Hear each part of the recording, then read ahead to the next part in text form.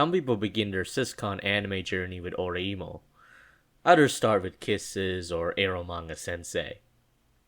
But unlike other plebs on this website, my first siscon anime was an OVA adaptation of a shoujo manga called uh, Boku wa Imoto ni Koi o Suru.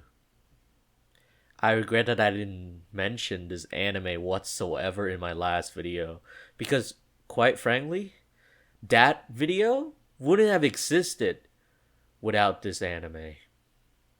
This one follows another twin siblings. This time they have different hair colors, Yori and Iku. The OVA starts with a flashback of the siblings' childhood where they just play around in front of the church that their parents got married in. Yori, the brother, promises that when they grow up, he will definitely marry Iku, which of course makes her very happy at the time. Flash forward to the present day, Yori and Iku are now in their last year of middle school, and their relationship has turned rather sour throughout the years. Yori tries to push Iku away as much as possible because he thinks that she is being too clingy, and Iku just is baffled by Yori's behavior because they used to be so close when they were younger. In any other kind of story, one could describe Yori's behavior as a typical teenager going through puberty, which explains why he tries to distance himself from Iku as much as possible. He's going into a rebellious phase and wants to be seen as more mature by not acting so attached to his sister anymore. Well, in this story, he is going through puberty. Just not the kind that most people want to see in sibling relationships. As the story continues, we learn that Yori only rejects Iku's affection because he can't reciprocate those feelings with pure intentions anymore. He loves Iku, not as his twin sister, but as a woman. A woman that he has loved romantically since childhood, and one he could not move on from. Yori does everything he can to get rid of these feelings. He acts cold-hearted and mean towards Iku. He even sleeps with a girl he doesn't even have feelings for. At the end of the day, he fails and confesses his love for Iku anyway after making her cry. What's so interesting to me about what happens next is Iku's reaction to his confession.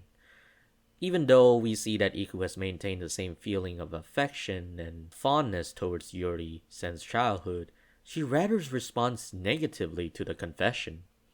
She loves Yori, but it never crossed her mind that she could see him as anything more than her brother until the confession and the forced kiss scene. Unlike Yosuke and Sora, where both the twins have always loved each other romantically, one views the other as family while the other cannot.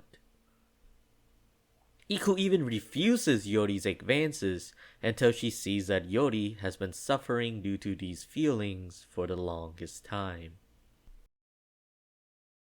Even then, Iku never fully accepts Yori's romantic love until she finds out that he started dating her best friend.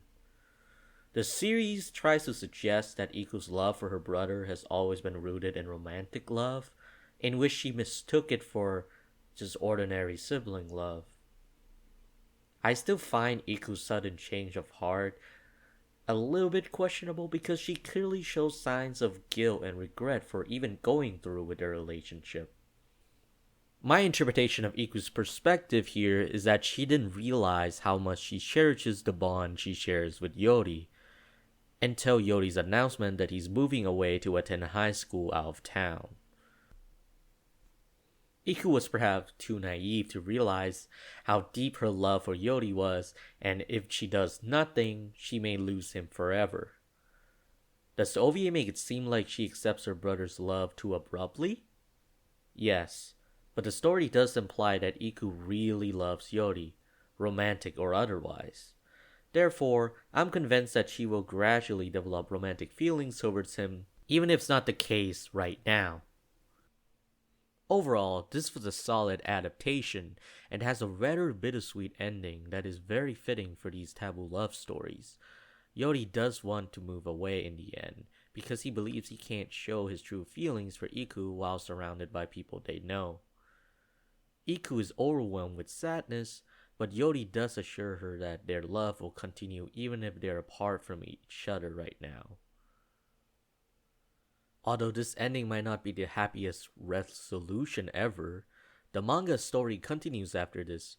Spoiler alert, after trials and tribulations, they do get to love each other because their mother reveals that they're not twins, but half siblings with different fathers.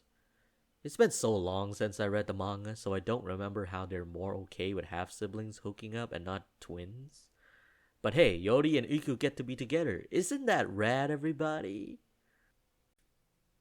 Hey guys, this is Future of Just Upon here. So I went back and looked at the manga just to get screenshots for this video, and I think I misremember a lot of stuff. So even after the reveal, the parents are obviously not more okay with half sibling incest and whatnot. Obviously, I was just a dumbass. I misremembered the whole thing. It's been so long. Like I said, there's actually more to it after the review, and so I recommend you go read the manga yourself. Peace out. Back to the video. So, why talk about this anime? Does it address all the issues I have with Siscon series today? Is it better than Yosuka no Sora?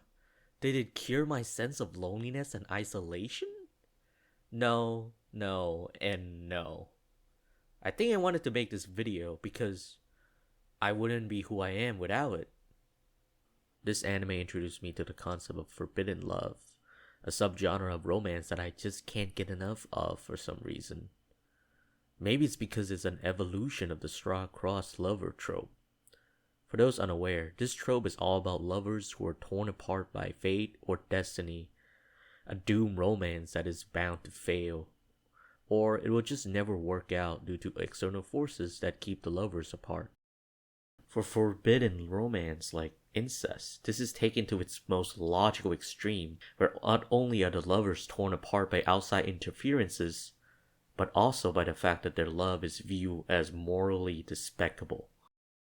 What draws me to these sorts of stories is that idealized, naive desire that I wish for these romances to work out despite the opposition. No matter how much the universe believes that they shouldn't be together, they still overcome it and love one another.